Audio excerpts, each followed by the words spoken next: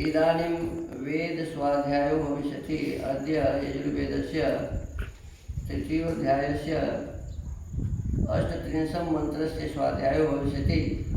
स्वाध्यायमानमन्त्रस्य आगर्म विश्ववेदस इत्येतानि प्रथमानि पदानि सन्ति।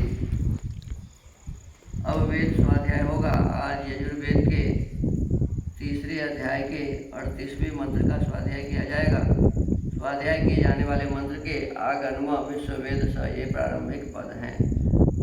इस मंत्र के ऋषि हैं आगर्मेत्यस्या सूर्य ऋषि, अग्निर्देवता, अनुष्टुप छंदः गांधारा स्वरः, अथाग्नि शब्दे निश्वर भौतिका वर्थामुपदिश्यते। अब अग्नि शब्द से ईश्वर और भौतिक अग्नि का उपदेश किया है। देखिए इसमें क्या कहा कि एक शब्द है अग्नि। शब्द क्या है? अग्नि। अग्नि का मतलब ये आग होता है, ये जो अग्नि हम अभी जलाए ये। और ईश्वर का भी नाम अग्नि है। ईश्वर का भी नाम क्या है? अग्नि है। अब जैसे धनी शब्द जो है, धनी, जिसके पास धन हो धनी, लेकिन हमारे रामधनी जी का भी नाम धनी है कि? किसी का नाम विश्वामित्र होता है ना? किसी का नाम कृष्ण होता है, राम होता है, चाहे जो भी। तो अग्निदेव भी किसी का नाम होता है ना? तो भगवान का नाम भी अग्नि है और इसका भी नाम अग्नि है।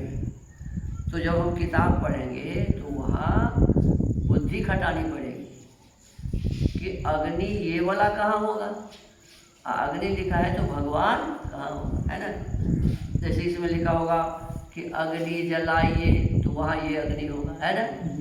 अजा होगा कि अग्नि की उपासना कीजिए तो वहाँ ये अग्नि नहीं होगा।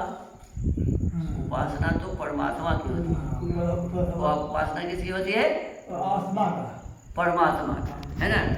तो परमात्मा भी अग्नि का मतलब होता है और ये भी अग्नि का मतलब होता है। यही विषय कहते हैं,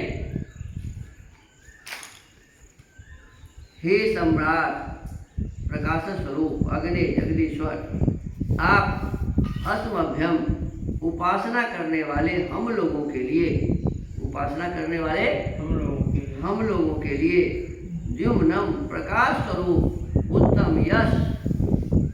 देखिए एक प्रकाश तो होता है, यदि सूर्य उगा तो सबको देख रहे हैं, प्रकाश है। अग्नि जलाए तो उसमें से प्रकाश होता है ना? लेकिन हमारा कोई अच्छा काम है। जैसे कल शाम में मैं आया, है ना?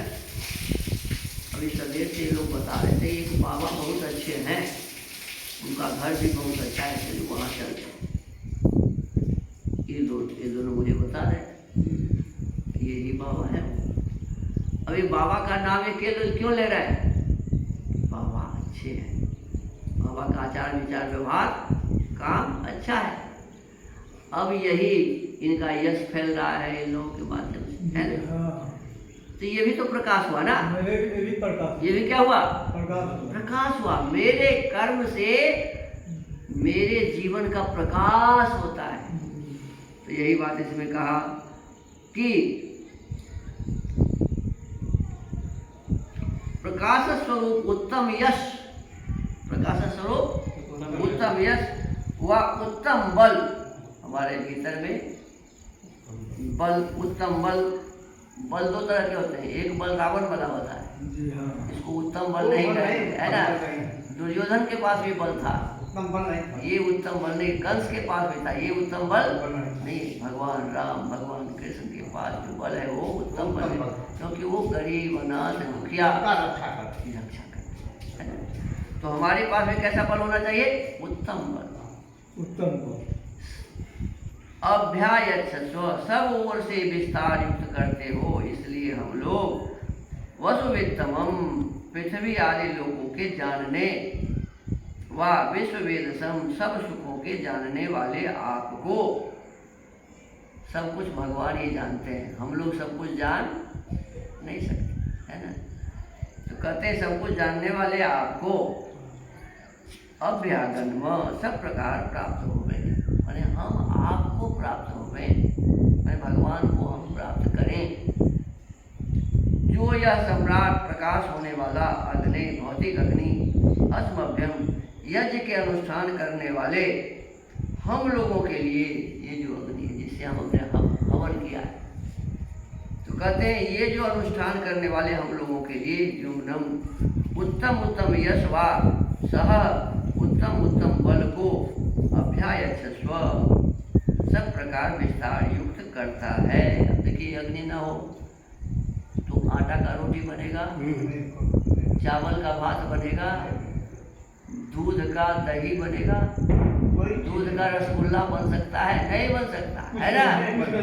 कहने का मतलब है ये इस अग्नि के माध्यम से होता है। तो ये यश है ना कि ये अग्नि यश स्वरूप है ना, प्रकाश स्वरूप है ना, तो वो परमात्मा भी प्रकाश स्वरूप है, ये अग्नि भी प्रकाश स्वरूप है। कहते हैं कि पृथ्वी आदि लोगों को सूर्य रूप से प्रकाश करके प्राप्त कराने व सब सुखों को जलाने वाले अग्नि को हम लोग सब प्रकार प्राप्त होवे। इस अग्नि को भी और उस अग्नि को, ये देखिए बिजली है तो बहुत गर्मी है, पंखा चला लेते हैं हम, बिजली ना हो तो क्या कर सकते हैं, उसमें अग्नि ही तो है। ये रेल चल रही, ये जितने भी यान चल रहे हैं, हवाई जहाज आदि 2 घंटा में कहीं से कहीं पहुंच जाते हैं, ये अग्नि के कारण हो रहा है। तो ये अग्नि भी और परमात्मा नाम का जो अग्नि है वो भी हमारे आपके सुखों का कारण है, हमारे आपको यश को देने वाला है, हमारे आपके जीवन को श्रेष्ठ बनाने वाला है। तो इस प्रकार से हम उस परम ब्रह्म परमेश्वर और इस अग्नि का ठीक से प्रयोग करें, उस परमेश्वर को ठीक से जाने और इस अग्नि को भी ठीक से जाने, अपना भी कल्याण करें और समाज, देश, इस संसार का भी हम कल्याण करें। तो यही सुंदर भाव आज के इस वेद मंत्रों में था। प्रतिदिन इसी प्रकार से हमें वेद का मंत्र पढ़ना चाहिए, क्योंकि परमात्मा का ज्ञान वेद में ही है। प्रतिदिन पढ़ेंगे तो आज एक पढ़ा, कल एक पढ़ा, ऐसे 365 दिन पढ़ेंगे तो साल में कितने मंत्र पढ़ लेंगे? 365 मंत्र। और इससे हमारा आपका कल्याण है ना। हमारा कल्याण होगा तभी हम दूसरों का कल्याण कर सकेंगे, हमारा ही कल्याण नहीं होगा तो दूसरों का कल्याण करें। तो आज इस वेद के स्वाध्याय के लिए विराम देते हैं। ओम।